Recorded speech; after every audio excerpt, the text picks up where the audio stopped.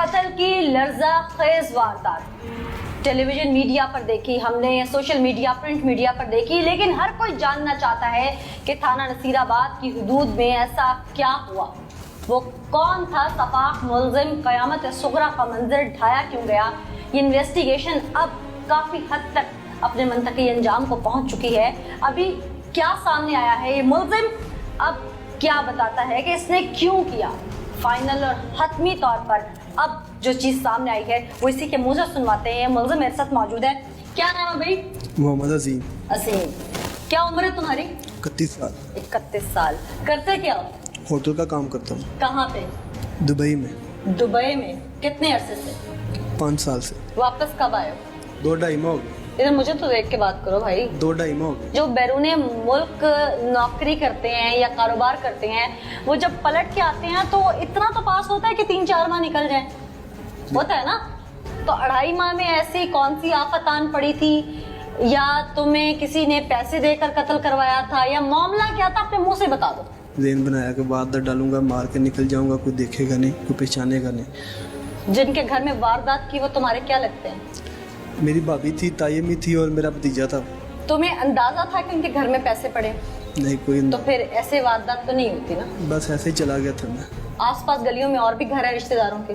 जी आसपास है। तुम्हारा भी घर वहीं आसपास ही है? मेरा भी तो आसपास। तुम्हें फिर बाकी किसी और के घर में वारदात की क्यों नहीं सूझी, इन्हीं को टारगेट क्यों किया? बस इसीलिए किया कि इधर 1-2 जी होंगे, उनको फिनिश करके अपना काम करके निकल जाऊंगा, कोई पहचानेगा नहीं। तुम्हें कैसे पता था कि उनके पास है? होता है हर घर में। नहीं, इस तरह तो तुम्हारे अपने घर में भी था, वहां से चोरी कर लेते। कत्ल की क्या जरूरत थी? नहीं था। नहीं था तो कैसे पता उनके घर में था? जब तुम्हारे अपने घर में नहीं है तो हो सकता है उनके घर में भी ना होता। तुम्हें कैसे पता था कि वहां पे है? बस ऐसे ही अंदाजा। ऊंचा बोलो थोड़ा। बस ऐसे ही अंदाजा लगा, पक्का पता नहीं था मुझे उधर है कुछ कि नहीं है। मुझे गोल करने की कोशिश नहीं करनी, मेरे सवालों से निकल नहीं सकोगे तुम। उससे जो बात है ना वो सीधी सीधी बतानी है। मैं झूठ नहीं बोल रहा, जो बोल रहा हूँ मैं सच। कैसे मान, जो कातिल हो तो झूठे नहीं होगे? नहीं, मैं सच बोल रहा हूँ, जो भी बोल रहा हूँ, झूठ नहीं बोल रहा हूँ। अच्छा, उस दिन हुआ क्या था? मैंने छुरियाँ उठाई हैं, साथ लगाई और मैं चला गया हूँ। छुरियाँ कहाँ से ली? छुरियाँ मैंने एक उठाई थी, एक 14 नंबर से, और एक खरीदी थी। उठाई थी मतलब? बाहर दुकान है उधर। चोरी उठाई थी वहाँ से? जी चोरी उठाई थी। अच्छा, जो खरीदी थी वो कितने की ली थी? 70 रुपए की ली थी। वो कहाँ से? पठान आता है गलियों में छुरियाँ बेचने के लिए, उससे खरीदी थी। कितने दिनों से प्लान कर रहे थे? 8-10 दिन से। 8-10 दिन से मंसूबा बना रहे थे? जी। तो मौका नहीं मिल रहा था या छुरियाँ नहीं मिल रही थी? मौका नहीं था मिला। अच्छा, फिर? अंदर जाते वक्त नीचे से कुंडी लगाई है, कुंडी लगाकर ऊपर चला गया उनका। उतनी देर तायमी उधर गई है अपने कमरे में, उस साइड पे मुंह किया है, मैंने पीछे से छुरी मार दी उनको छुरी मारी है, शोर करने लग पड़ी। रूबी को मैंने बुलाया, मैंने कहा ये देखो पागल हो। जब रूबी आई है तो रूबी के कमर में छुरी मार के छुरी मारी है तो छुरी स्लिप हो गई मेरे हाथ से। वो छुरी रूबी ने पकड़ ली अपने हाथ में। रूबी से छुरी पकड़ने लगा, मेरे हाथ में छुरी लग गई है। इतनी देर में जब रूबी को छुरी मारा था, तायमी मेरे पास से गुजर गई। जब पास से गुजरी है तो मैं उनके पीछे कपड़ों से पकड़ा तो उनकी कमीज उतर गई। उनको छुरियाँ मारी उधर। अच्छा। बाद में नीचे बच्चा था छोटा, बाहर गली में शोर कर रहा था, दरवाज़ा खोलो, मैंने ऊपर आना, ऊपर आना, ऊपर आना। मैं नीचे गया हूँ, बच्चे को अंदर लिया, ऊपर जाकर उसको भी छुरियाँ मार दी। उसको क्यों मारी? पहचाने ना। तो वो तो नीचे था दरवाजे में, दरवाजा खोलने की जरूरत क्या थी तुम्हें? फिर देख लिया था उसने ऊपर जाते हुए। अच्छा, उसने ऊपर आते हुए देख लिया था। फिर कुछ मिला घर से? कुछ नहीं मिला, वो तो रात को सब कुछ खोला मैंने, अलमारी खोल लिया, कुछ चीज़ नहीं मिली। उतनी देर में नीचे शोर पड़ गया था, फिर मेरा हाथ भी जख्मी था, मैं निकल गया ऊपर से। फिर वहाँ से कहाँ गए? वहाँ से ऊपर छत पे गया हूँ, छत से फिर मैं बाहर निकल गया हूँ, ऊपर छतें क्रॉस करके। छतें क्रॉस करके? तुम्हारा हाथ जख्मी था, छतें क्रॉस कैसे की तुमने?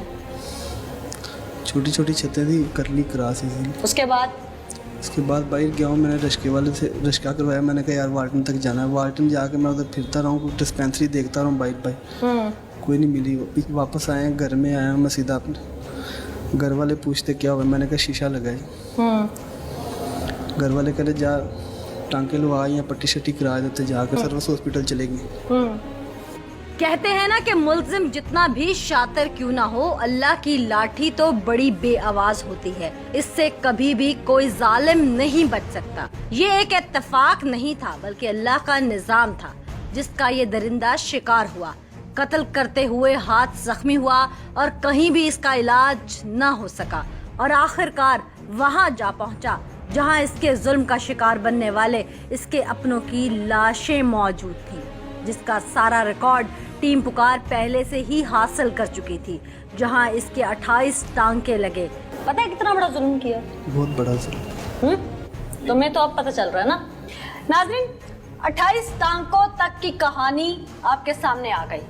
अभी बहुत सारी चीजें हैं जिसको ये छुपा रहा है, गोलमोल करने की कोशिश कर रहा है।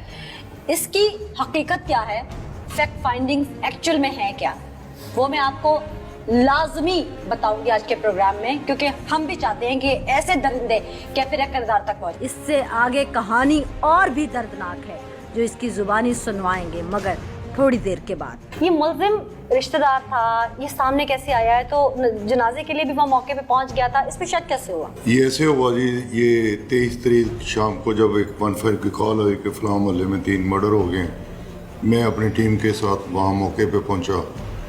जब वहाँ पहुँचे तो वहाँ 2 डेड बॉडियाँ मौजूद थी, एक बच्चे की अब्दुल वली की और उसकी वालदा रूबी की। कनीज़ बीबी की डेड बॉडी हॉस्पिटल शिफ्ट हो चुकी थी। मौके को अपने कॉर्डन कर लिया ताकि कोई भी शायद ना ज़ाया हो सके वहाँ से।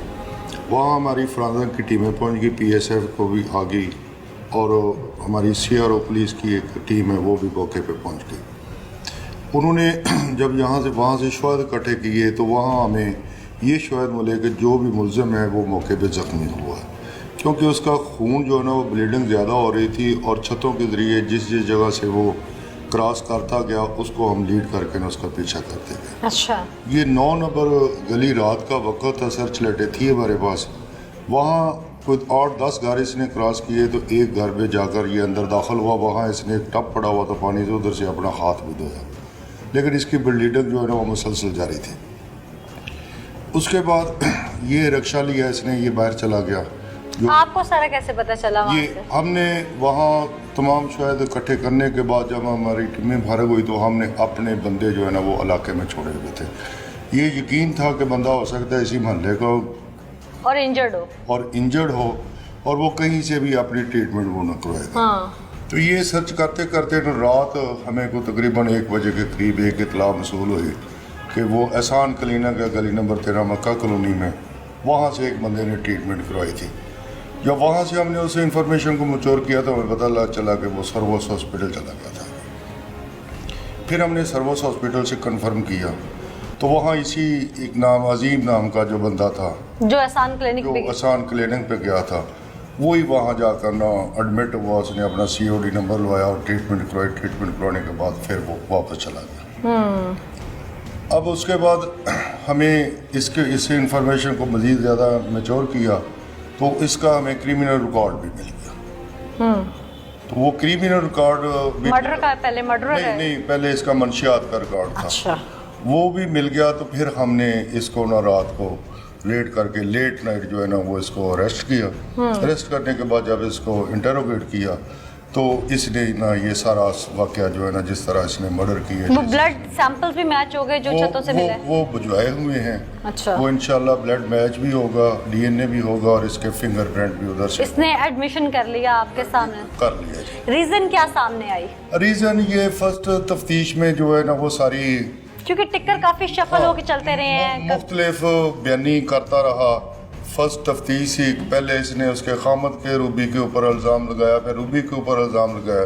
लेकिन जब हमने इसका डिटेल से डीपली इस तफ्तीश को देखा तो इसने ना अपना माइंड एक बनाया हुआ था। ये 2-3 माह से दुबई से वापस आया था, इस पे पास पैसे भी नहीं थे, ये चर्स भी पीता था और होटलों में जाकर अय्याशी भी करता था।